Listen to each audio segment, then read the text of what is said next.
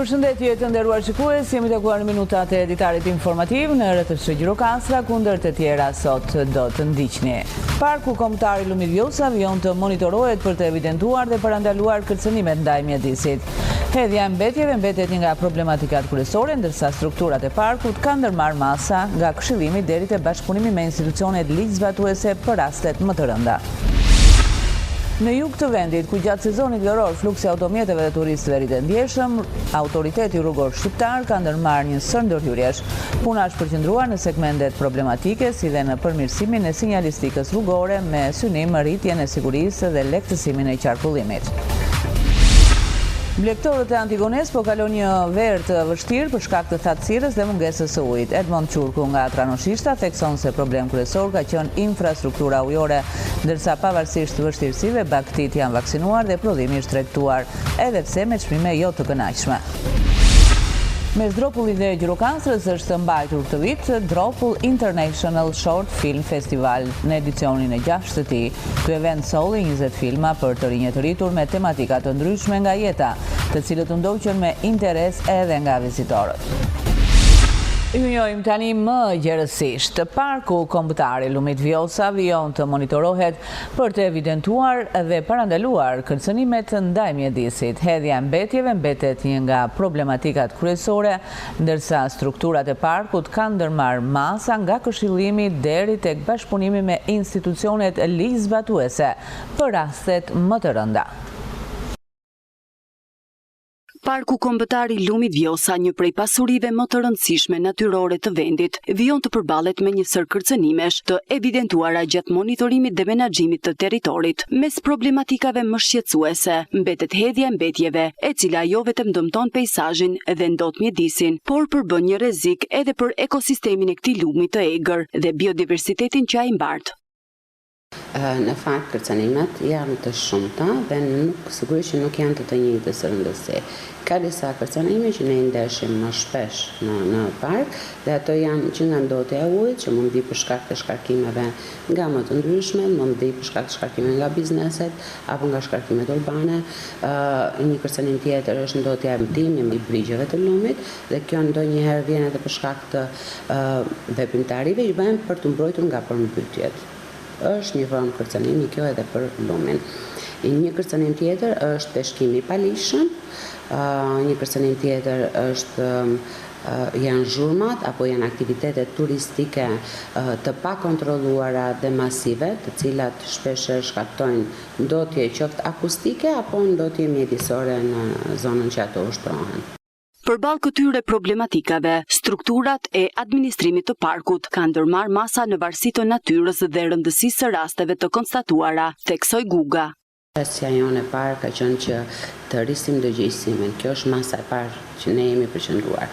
Pra një formë paralajmërimi, le të themi, ose informimi për banorët. Sigurisht që ka raste më të vështira, të cilat nuk mjaftohen me ndërgjegjësimin, dhe për këto raste ne kemi vazhduar procedurat siç i kërkon ligji.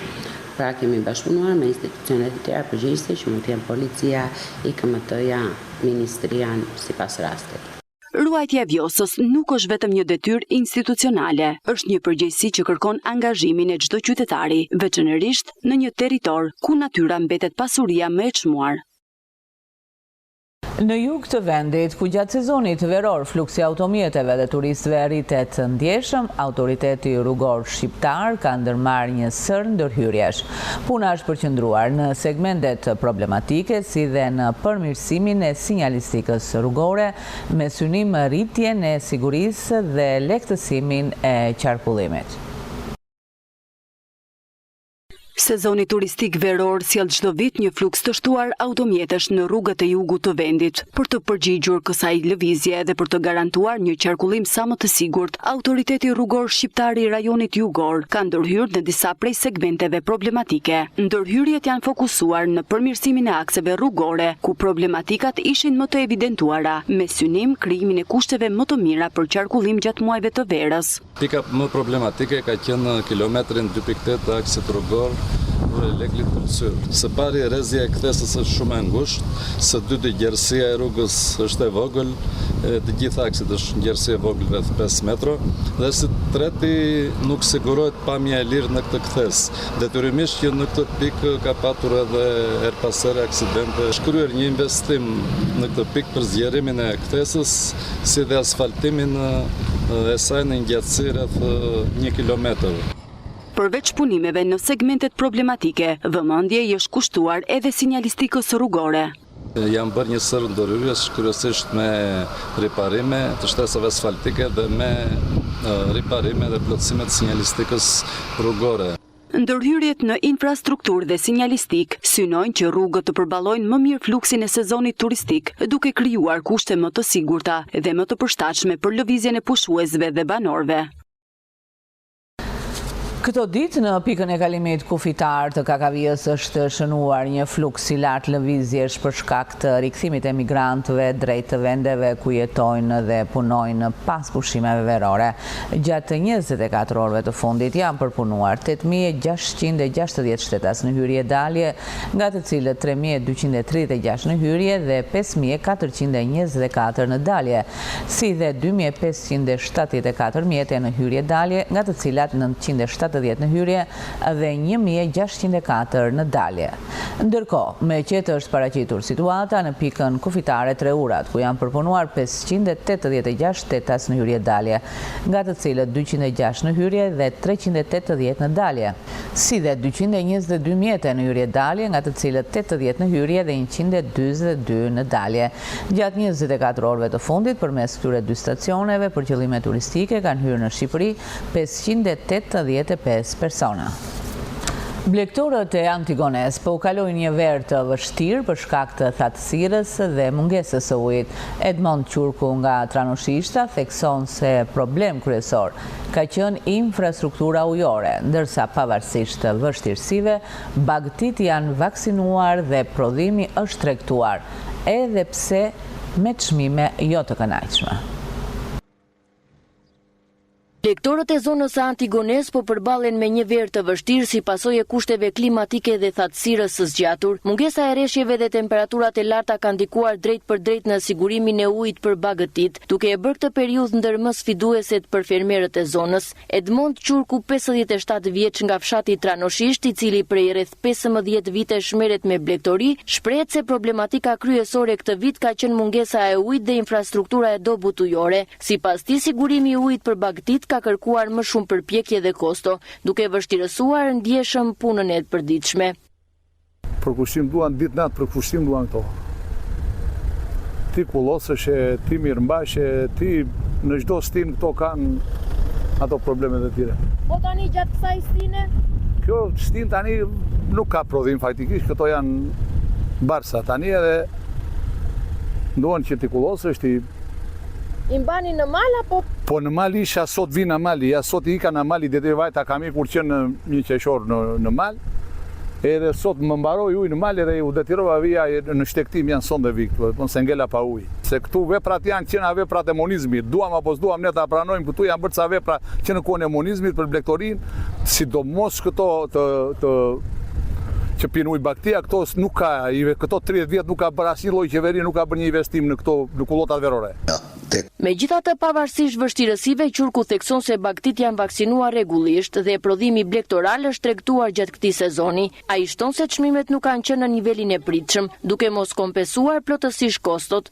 Vaksinat i bëjmë vetë vaksinat dhe shteti na ndihmon dhe subvencionet na jep. Nuk kemi patur probleme, edhe vaksinat i bëjmë, edhe shteti vaksinat na jep, për këto gjëra nuk kemi. Po e shitëm jo çmime të kënaqshme,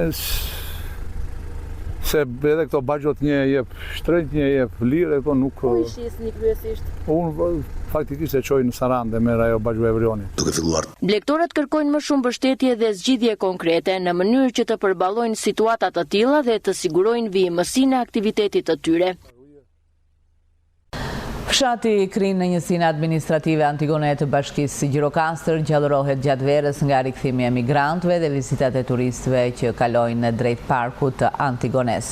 Banorët thonë se kjo periudhë sjell më shumë jetë dhe lëvizje në fshat, ndërsa ata që jetojnë aty gjatë gjithë vitit vijojnë të merren me bujqësi dhe blegtorisë si burim kryesor jetese.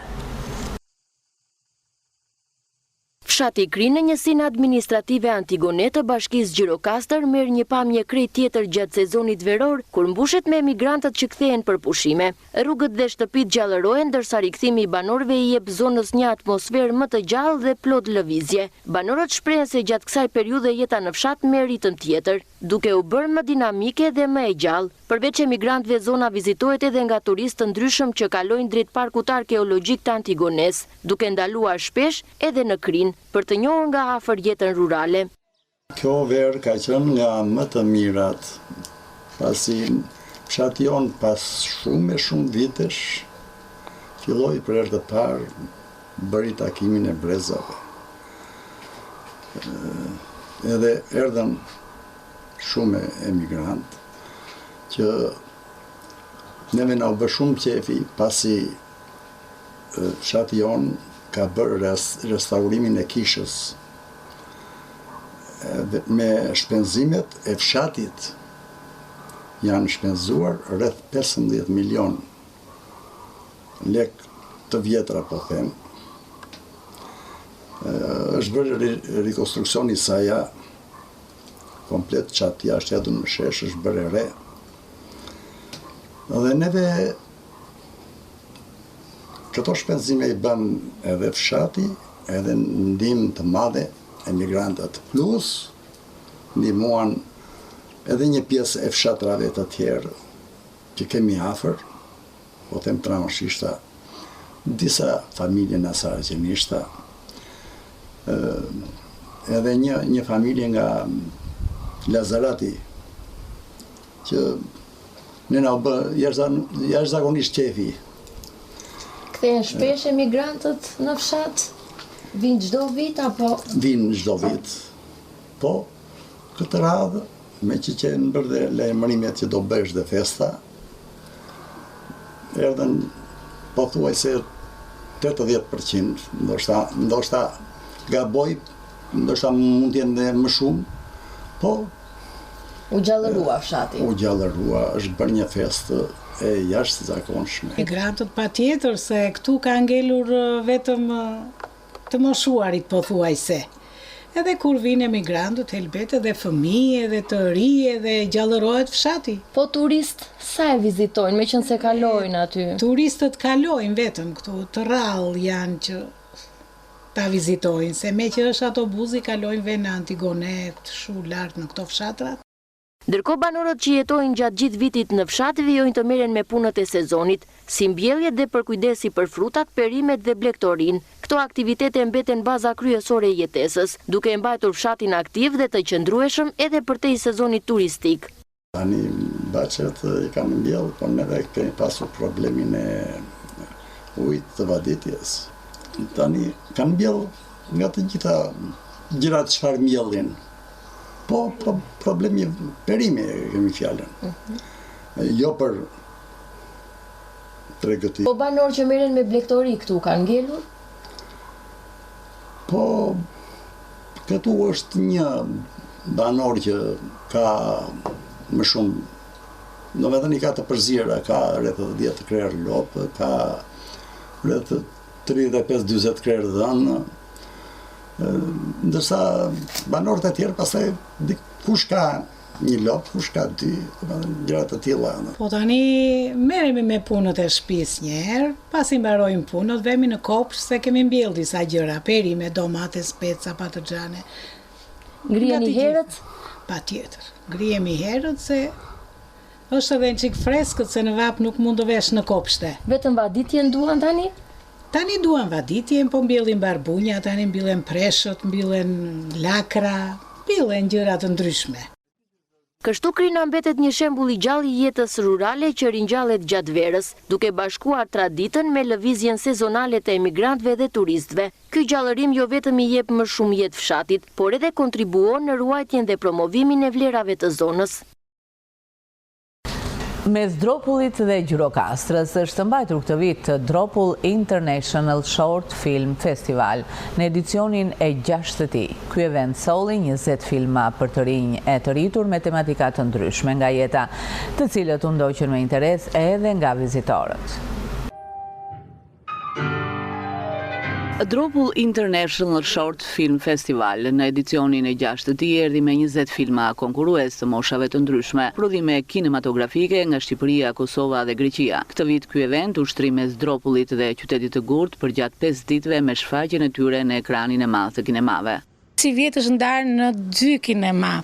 Një kinema ashtu në Gjirokastër, kinema e tjetër është në fshatin Goranxhi në Dropull, ku ishte edhe fillesa e këtij festivali, sepse vetë origjina e Kosazhongës është nga Dropulli dhe dëshira e tij ishte që ajo zonë që nuk është kaq